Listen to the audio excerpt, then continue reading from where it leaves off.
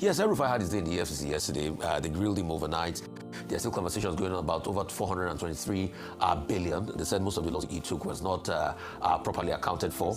I mean, we've had the allegation, because I remember we had somebody on the show a couple of months down the line, maybe about last year, where they came to talk about these allegations against El'Rufai. He's definitely going to answer it.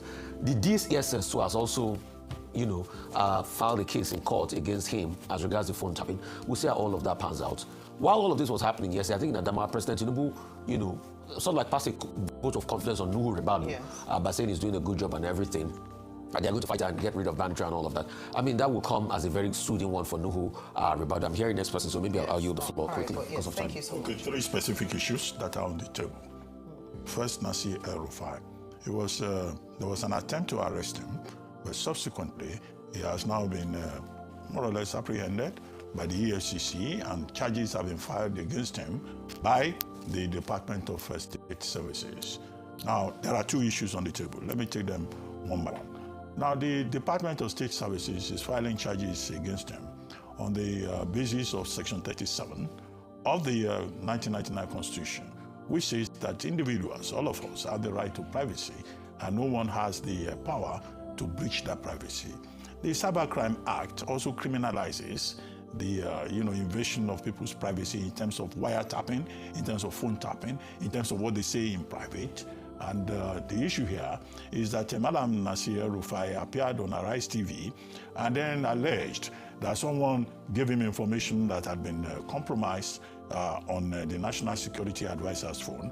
And then he said, well, he himself recognizes that it's technically illegal, but he spoke on the basis of that same information. Then there's also the Nigerian Communications Commission Act, which also does not allow you to do wiretapping on your own, except it is something that is sanctioned by the court of law. So you cannot come and say, this person said this on his phone. That in itself is a felony. Then, of course, you have national security considerations. In this particular case, it was the National Security Advisor that was mentioned. And then, of course, persons who are affected by this can also, file civil charges and seek redress that they are entitled under Section 37 to privacy. Because there may well be certain individuals in this country who are recording other people when they call you, or you are, using some technology to interfere with their privacy. One lesson from all of this is that there is a felony attached to that when there is no court approval that a person's communication should be monitored. Now, it was on the basis of that the DSS now decided to go to court. Now, a number of questions raised in that regard. The first is, Nasiru El'Rufai was quoting somebody else, a third party. What he said, did he say it under caution? He was on television, just talking on television. If that was an extrajudicial admission, then, of course, it was not under caution. So it would be problematic in law, as Enibe Effiong has argued correctly. The second point is that what is known under the National Security Agencies Act to Nigeria is the State Security Services, not the Department of State Services. So the question in law will be, can a non-existent entity prosecute? The third issue is that the DSS or the SSS does not have prosecutorial powers. That should have been done through the Office of the Attorney General of the Federation. Number 4 is that there are national security dimensions to the case. Now, in terms of national security, the issue will be, how has the statement breached national security? So there is this intersection between politics and law. And that was why I was saying the other day that national security in Nigeria should not be reduced to the level of politics or conflict between 2 former friends who are now enemies, as it were. And so there's also that personal leg to it.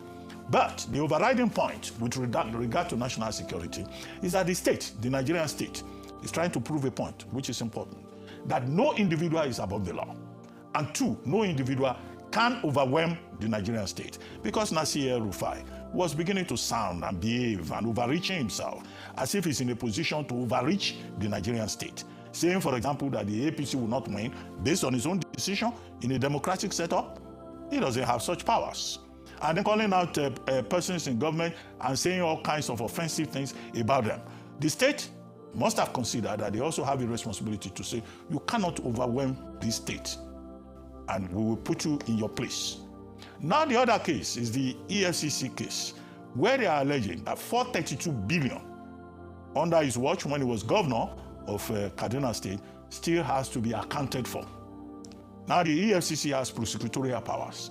So if on the weight of the evidence and technicalities, his counsel, his defense counsel, are able to get him freed on the DSS matter, and they may even refile the matter and give it to the AGF, and the AGF can file it appropriately. So there are a lot of issues here, but the EFCC can also say, on behalf of the people of Kaduna State, we are looking for 432 billion. But the bottom line of it is about national security, and the point I have made that no individual, no matter how grandiloquent or vocal or confident, can overwhelm the Nigerian state. And I think that's the point that the government of the day is trying to make.